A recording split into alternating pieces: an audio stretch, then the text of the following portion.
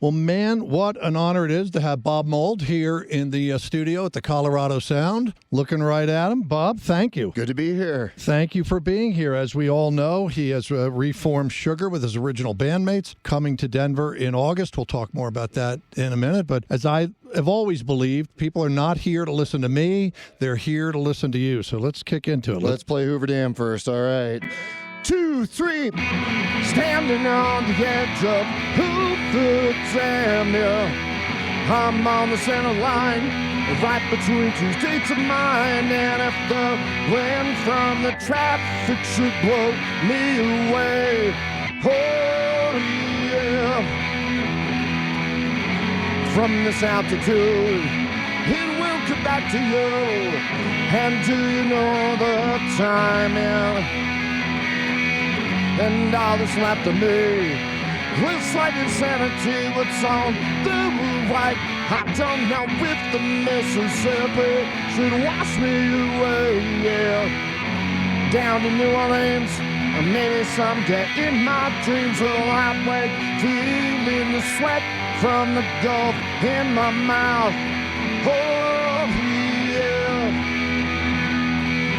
We're on a carousel. I can never tell my direction home. I'm spinning down a hole, losing all control. I'm now to the center of the earth. Yeah. Oh, oh yeah, oh yeah, oh yeah, yeah, yeah. Whoa, whoa, whoa, whoa, oh yeah, all right.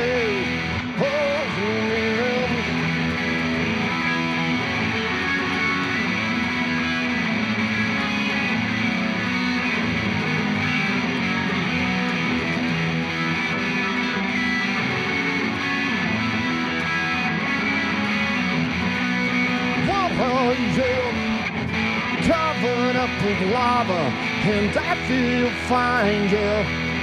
It washes over me, keeps me feeling warm at night. And if you made a deal with the guy with the horns and the cape, oh, oh, yeah, I'll see you later, standing on the edge of Hoover Dam. I am.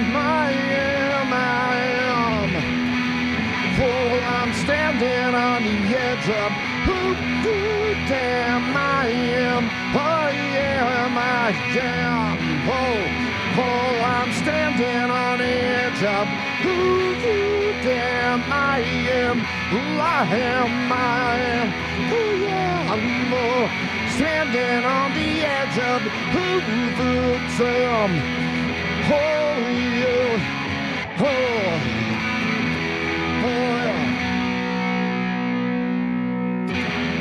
There we go.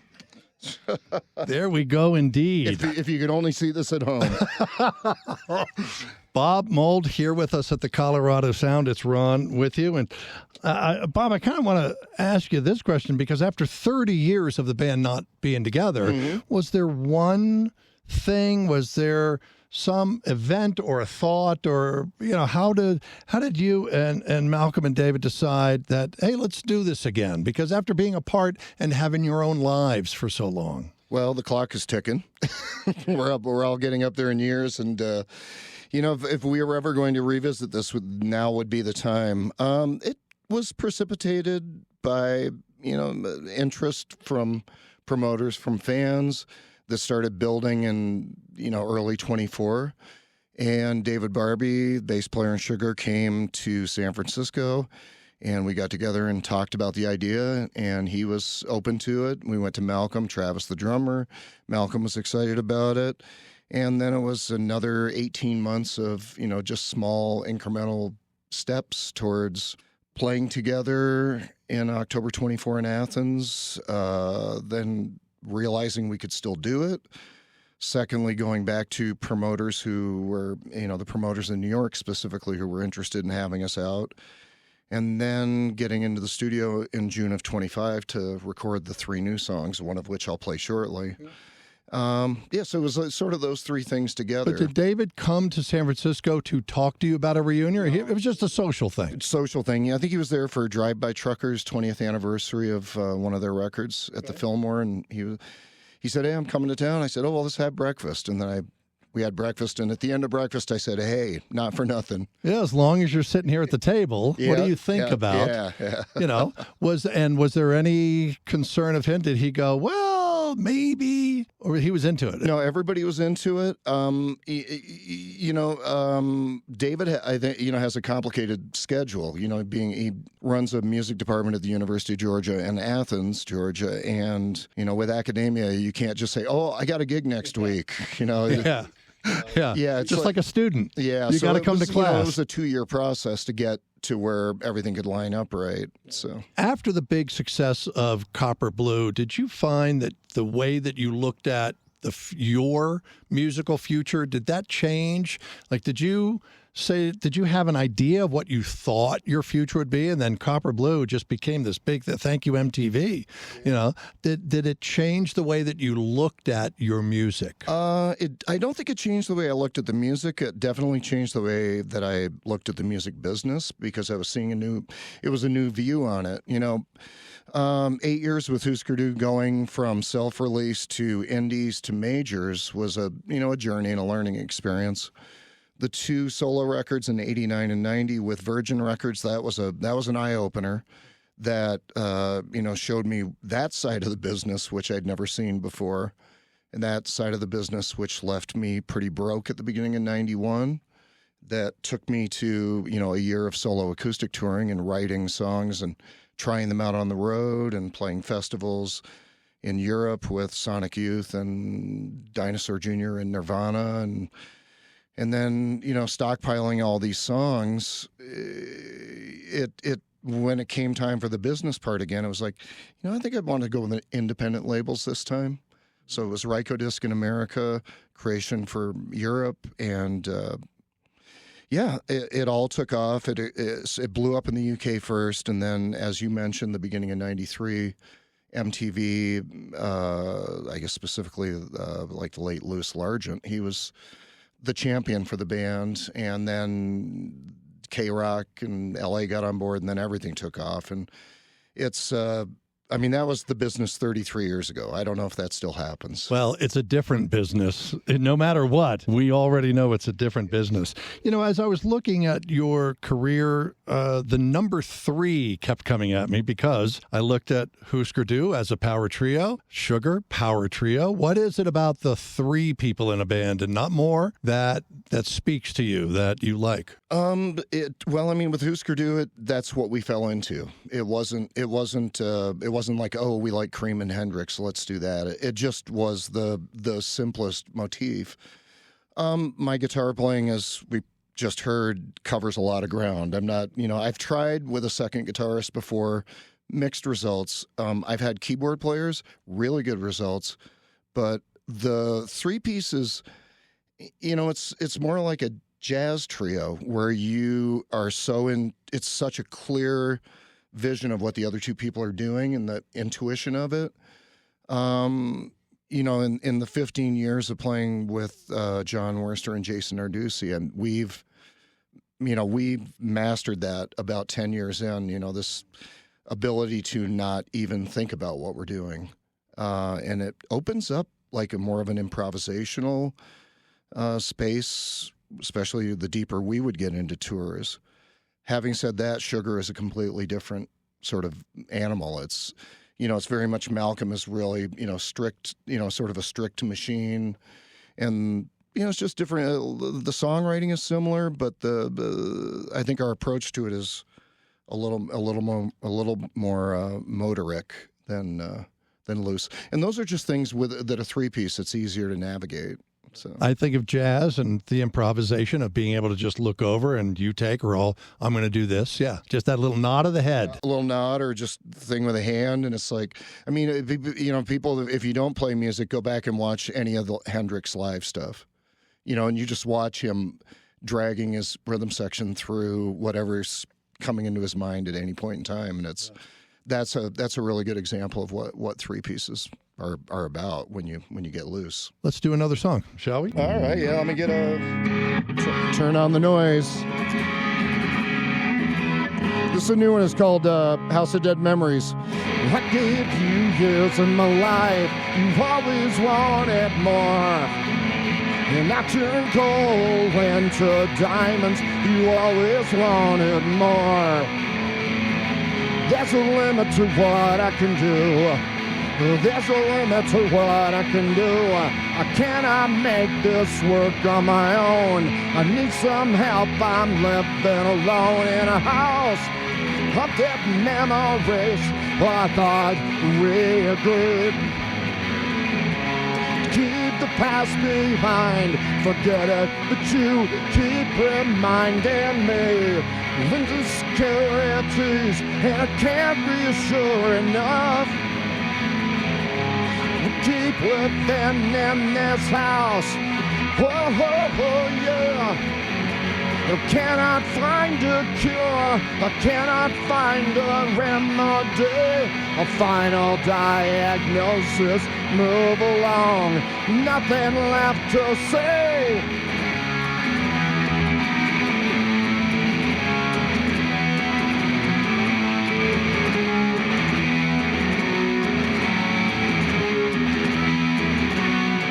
In a house of dead memories, I thought we agreed to leave the past behind, forget it, but you keep reminding me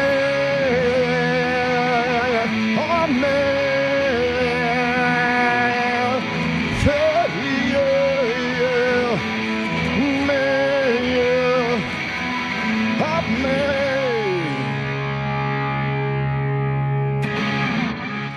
There you go. It is Bob Mould here at the Colorado Sound playing live for us before he and Sugar come to Denver to the Mission Ballroom August 11th. You guys have already done some touring around Europe? Yeah, so we started up with the 3 shows in New York in May, and then we did 4 weeks over in Europe. We started with 2 London shows that sold out really quick. Sugar was much bigger in the UK, as we talked about. What did you learn in those shows that we're not going to see over here? What made you go, oh, let's not, because you guys hadn't played together in 30 years. The first show in New York, we saw a lot. We saw a lot was revealed in the first show in New York. I was sort of out of my head, and had like an adrenaline dump pretty early into the set. So that was, that's always fun to be 12 minutes in and go, wow, that was all my energy. So what do I do now? Malcolm had a bit of a mishap. David seemed pretty sturdy through it, which was good. But by the end of the first show, I mean, everything felt right. But it was, coming out of the gate, it was sort of like, wild horses colliding and all that stuff. But so we sort of took a deep breath, settled in, found a good common space and pace and energy, and moving things around in the set to get a better grip on the whole show. So yeah, it feels like it's pretty dialed in now. I think it was about 9 shows in was the moment where you go, oh, okay, I don't need to think about this anymore. Just play. I want to go really kind of back to the beginning with you, because I'm always interested whenever I talk to, whether it's musicians or actors or whatnot, and what brought them to where they are that we get to talk. I laugh that people in New York City, when they say the phrase upstate New York, they mean like White Plains, Woodstock at the farthest north. But you're really up. You came from real Northern upstate, New York, northern, like almost 3 miles from the Canadian border.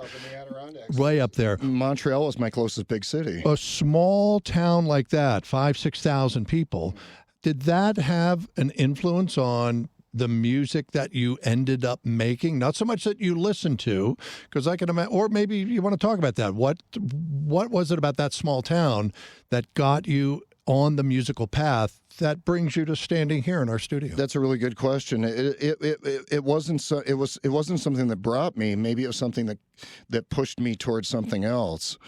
I grew up in a small town, 5,000 people, mom and pop grocery store. So the people who sold beer and tobacco to our store were the same folks that stocked the jukebox, the singles out on the highway for the truckers. And my dad would buy those for a penny a piece used, and I would sit with those and memorize the label copy and just listen and listen. And to be frank, it was a pretty chaotic childhood, sort of. That's a kind way to put it.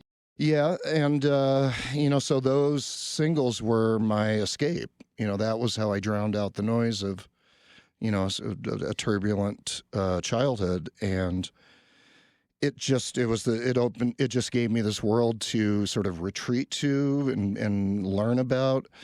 Taught myself how to write music on keyboards pretty young, then picked up guitar, and then heard the Ramones, and thought I could seriously do this. Now I'm hearing them and loving, all that early New York punk rock. I think,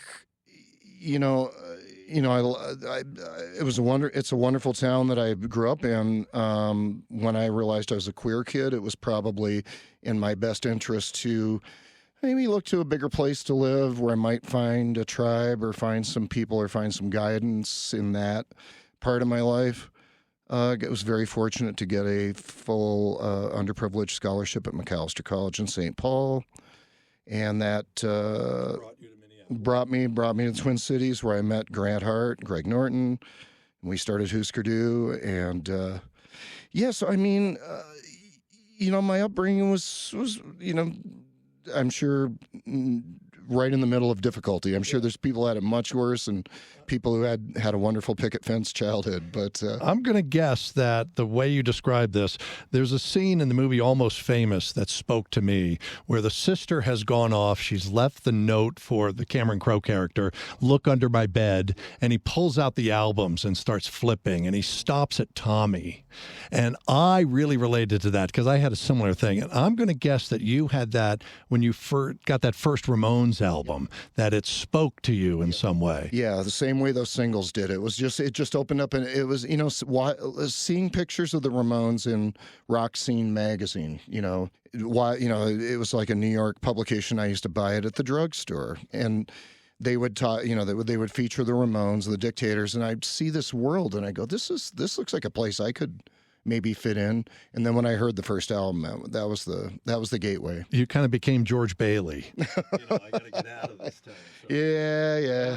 Well, we're all that. And as you describe the singles being in your head and getting you out of you could have been a radio guy. If you weren't a musician, you could have been one of us, to say the least. Yep. Bob Mould here with us, getting ready for the Sugar reunion to come to Denver. And by the way, you're starting the tour in Denver. Was that a conscious decision? Is there something about Denver that you wanted to kick it off here? I mean, I always love coming to Denver. I've got a long history, probably started back in '82, coming to town. So, I mean, Denver's great. This was a sort of a routing and logistics kind of thing as well, where we had dates at the weekend, like in Portland and Seattle, that were pretty much set. So we, sort of work backwards and see what's available. And the Mission Ballroom was open on the exact night that we were hoping for. So, Tuesday, August 11th. So that was, everything just went right. And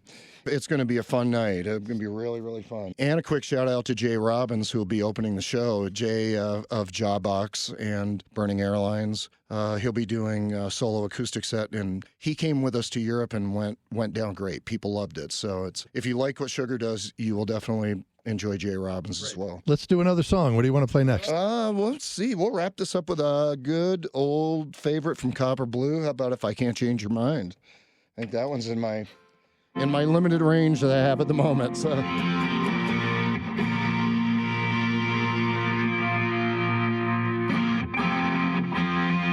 This is me tuning, everybody.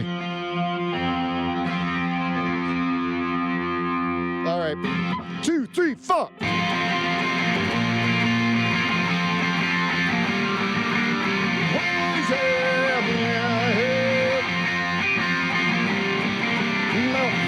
Tears fill up my eyes, washed away the sorrow. somewhere in my mind. No, there's no tomorrow. I'll see you're living soon. I guess you've had your fill. If I can't change your mind, then no one will. If I can't change your mind, girl. Oh, and all throughout the years, I'll never stray from you, my dear. You suspect I'm somewhere else, feeling sorry for yourself, living with a broken heart. Love you even still. If I can't change your mind, then no one will. I know. If I can't change your mind, yeah. Well, even though my heart keeps breaking, don't you know that I'll be waiting here for you? Then when you return, when will you return? Hope you see I'm dedicated. Look how long that I have waited. You come back, you will find a different person if you change your mind.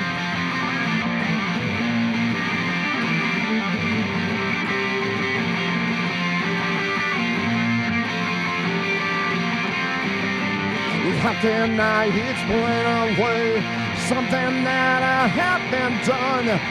If you can't trust me now, you never trusted anyone. With all the crazy doubts you got, I love you even still. If I can't change your mind, then no one will. Oh, yeah. If I can't change your mind, girl, I know. Said, oh, girl, someday you'll see I've been true. I'll stay that way until. If I can't change your mind, no one will till. I know. If I can't change your mind, till I know. If I can't change your mind, till I know. If I can't change your mind, till I know. If I can't change it,